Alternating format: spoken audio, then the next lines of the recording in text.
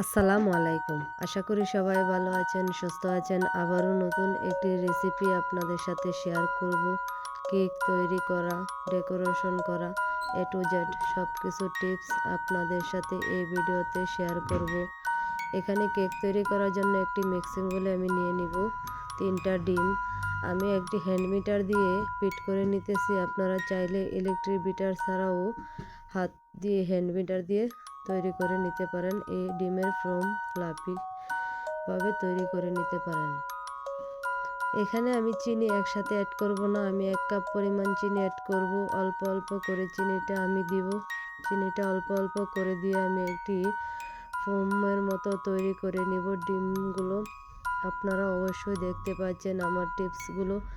আপনারা যদি আমার টিপস ফলো করে রেসিপিটা তৈরি করেন তাহলে আপনারা ঘরে তৈরি করে যে কোনো ফ্লেভারের কেক বাড়িতে তৈরি করে নিতে পারেন। আপনারা চাইলে বার্থডে বা যে কোনো হ্যাপি বার্থডে বা হ্যাপি নিউ ইয়ার উপলক্ষে যে কোনো অনুষ্ঠানের উপলক্ষে আপনারা বাড়িতে তৈরি করে নিতে পারেন কেক রেসিপি। এখানে আমি 1 চামচের মতো ভ্যানিলা ফ্লেভার দিয়ে দিব। দিয়ে আবারও বিট করে নিব। আপনারা যদি একবার ট্রাই করেন তাহলে বুঝতে পারবেন কতটা পারফেক্টভাবে তৈরি করে নিতে পারেন। কিন্তু টিপস আর পরিমাণগুলো আপনারা মেপে সব কিছু বুঝে অ্যাড করবেন, তাহলে আপনাদের কেকগুলো পারফেক্টলি তৈরি করে নিতে পারবেন। দেখুন আমার ডিমের ফোমটি কতটি সুন্দরভাবে হয়েছে। এখানে আমি প্রায় 10 মিনিট বিট করেছি। 10 মিনিট বিট করার পর আমার ডিমের ফোমটা ভালোভাবে পারফেক্টভাবে তৈরি করা হয়েছে। এখানে আমি ডিমের ফোমটা এক সাইডে রেখে এখানে আমি যে শুকনো উপকরণগুলো চেলে নিব। দিয়ে দিব 1 কাপ পরিমাণ ময়দা। ময়দাগুলো আমি চেলে নিব যাতে ভিতরে কোনো দানা দানা না থাকে, তার জন্য আমি চেলে নিয়েছি। চেলে নিয়ে অবশিষ্টগুলো আমি ফেলে দিব। 1 চামচ দিয়ে দিব বেকিং পাউডার। এখানে অবশ্যই বেকিং পাউডার ব্যবহার করবেন।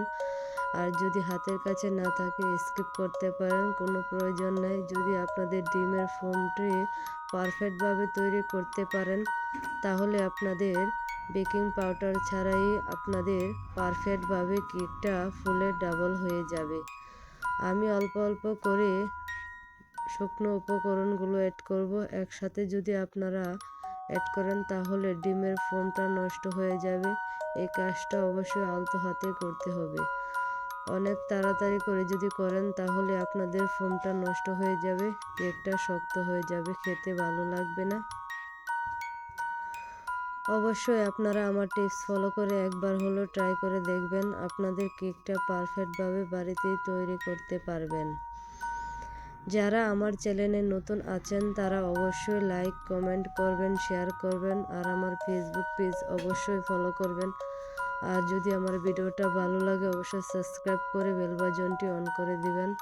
নতুন নতুন ভিডিও পেতে অবশ্যই বেল বাটনটি অন করে রাখবেন। আমার দেখুন ব্যাটারটা কতটা পারফেক্টভাবে তৈরি করা হয়েছে, ঘনত্বটা আপনাদেরকে দেখিয়ে দিলাম। আমি এখন একটি মোল্ড নেব, কেকের মোল্ড। আপনারা চাইলে স্কোয়ার শেপ মোল্ড যে কোনো মোল্ড ব্যবহার করতে পারেন। আমি একটি লাভ মোল্ড ব্যবহার করলাম। আমি সবগুলো ব্যাটার একসাথে দিয়ে একটু ট্যাপ করে নেব যাতে ভিতরে কোনো লাম্পস না থাকে। এখানে আমি একটি ফ্রাই প্যান বসিয়ে নিচ্ছি, কিছু বালু দিয়ে দিব।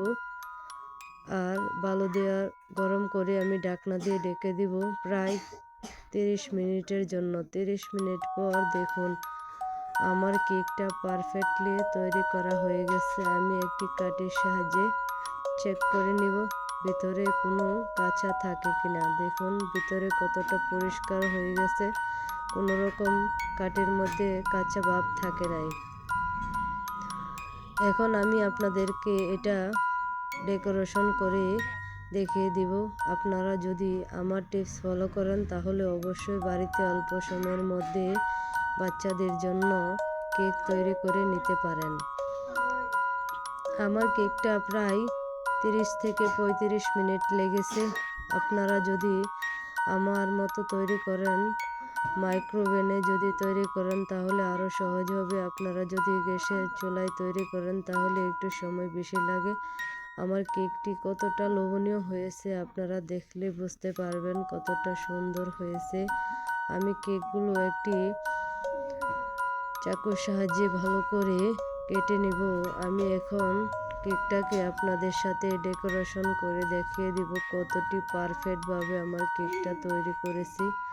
আপনারা যদি আমার কেকটা শেষ পর্যন্ত না দেখেন তাহলে বুঝতেই পারবেন না কতটা সুন্দর হয়েছে কেক রেসিপি।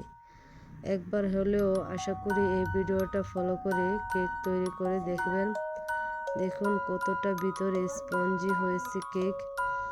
আমি কেকটা আপনাদের সাথে ট্রপিক্যাল হুইপ ক্রিম দিয়ে আমি ডেকোরেশন করে দেখাবো। আমি আগে থেকে ট্রপিক্যাল হুইপ ক্রিম বিট করে রেখেছি, আপনারা চাইলে আমার ভিডিওতে দেখে নিতে পারেন। আমি এখানে ট্রপিক্যাল হুইপ ক্রিমের সাথে কিছু অরেঞ্জ ফ্লেভার অ্যাড করেছি। এখন আমি সুগার সিরাপ দিয়ে এক লেয়ার দিয়ে দিব ক্রিম, আবারও উপরে সুগার সিরাপ আমি ব্যবহার করব। সুগার সিরাপ দেওয়ার কারণে আপনাদের কেকটি অনেকটা ফ্লাফি ক্রিস্পি থাকবে, কোনো রকম শক্ত হয়ে যাবে না, খেতে অসম্ভব দুর্দান্ত হয়। আপনারা যদি ঘরে তৈরি করে নিতে পারেন এত সুন্দর কেক তাহলে বাজার থেকে আর কিনে আনবেন না। অবশ্যই একবার হলেও চেষ্টা করে দেখবেন কতটা সুন্দরভাবে পারফেক্টলি কেক তৈরি করতে পারেন। আমি একটি স্ক্র্যাপারের সাহায্যে ভালো করে চারদিকে সুন্দর করে মিল করে নেব, যাতে কোনো রকম চারদিক মিল থাকে, কোনো রকম উঁচু নিচু না থাকে। সব কিছু আমি সুন্দরভাবে একদম স্লাইস করে নিতেছি, আপনারা দেখতেই পাচ্ছেন একদম সহজভাবে কাজটা করতেছি। আপনারা একবার হলেও যদি ভিডিওটা শেষ পর্যন্ত দেখেন তাহলে বুঝতে পারবেন কতটা সহজ কেক তৈরি করা। কিন্তু আপনারা পরিমাণগুলো মেপে যদি দেন তাহলে কেক তৈরি করার পর কোনো রকম সমস্যা হবে না। একবার হলেও চেষ্টা করে দেখতে পারেন। আমি একটি ক্লিপারের সাহায্যে একটু ডিজাইন করে নিতেছি, দেখতেই পাচ্ছেন কতটা সহজ হয়েছে আমার কেকটা। এই রেসিপিটা যদি আপনাদের কাছে ভালো লাগে অবশ্যই শেয়ার করবেন, আর নতুন ভিডিও পেতে বেল বাটনটি অন করে দিবেন। আমার কেকটি ডেকোরেশন করে আপনাদের সাথে কেটে দেখালাম না, কেননা এটা একজনের গিফট ছিল, তার জন্য আপনাদেরকে কেটে দেখিয়ে দিতে পারলাম না। আমি একটি নজলের সাহায্যে কিছু ফুল ডিজাইন করে নিব।